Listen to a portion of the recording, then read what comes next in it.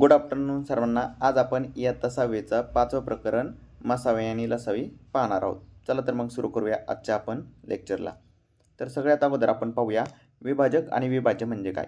विभाजक म्हणजे काय, तर ज्या संख्येने निःशेष भाग जातो ती संख्या म्हणजे विभाजक असते.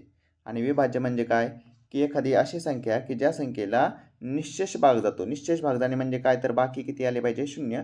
त्याला आपण काय म्हणणार आहे, तर विभाज्य असं म्हणणार आहे. आता पहा, विभाज्य आणि विभाज्य पाहिलं आपण. आता आपण काय करूया, एक उदाहरण पाहूया. 12 ही संख्या 2 या संख्येने विभाज्य आहे. म्हणजे काय होतंय, तर 12 या संख्येला 2 या संख्येने भाग जातोय.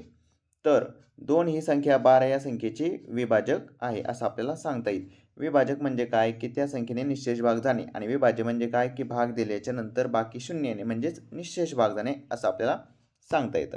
आता आपण काय करूया, आपण त्याच्या अवयव पाडण्याच्या पद्धती पाहूया.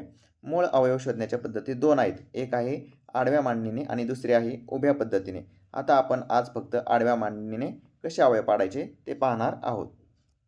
मग आता आपल्याला प्रश्न आहे की 24 या संख्येचे मूळ अवयव आपल्याला पाडायचे आहेत. मग सगळ्यात सुरुवातीला आपण काय केलं, 24ची फोड केली. 24 कोणत्या कोणत्या पाड्यात येतात आपल्या सर्वांना माहिती आहे.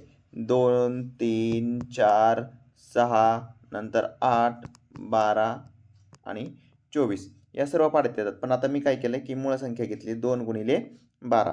आता त्यानंतर पुढची स्टेप काय सांगता येईल आपल्याला, की त्याची परत फोड केली तर 2 आहे तसेच घेतले. 12ची फोड कशी केली आपण, 6 गुणिले 2 अशा पद्धतीने आपल्याला त्याचे अवयव पाडता येतात. आता त्यानंतर पुढची स्टेप काय करता येईल आपल्याला, की परत एकदा आपण ती 6ची फोड करू शकतो. 2 आहे तसेच घेतले आपण, त्यानंतर परत 2 आहे तसेच घेतले आणि 6ची फोड मात्र आपण काय केली, 2 गुणिले 3 असे आपण करू शकतो. मग आता शेवटी आपण जी फोड केली आहे ती आपली योग्य आहे की चुकीची आहे कसे पाहणार, की सर्वात शेवटच्या स्टेपला जे उत्तर आलं आहे त्या सगळ्यांचा गुणाकार 24 येतो का चेक करायचं. 3 गुणिले 2 म्हणजे 6, 6 2 12, 12 2 24 म्हणजे आपण जे अवयव पाडले आहेत ते बरोबर आहेत. धन्यवाद. उभ्या मांडणीची पद्धत आपण उद्या पाहूया.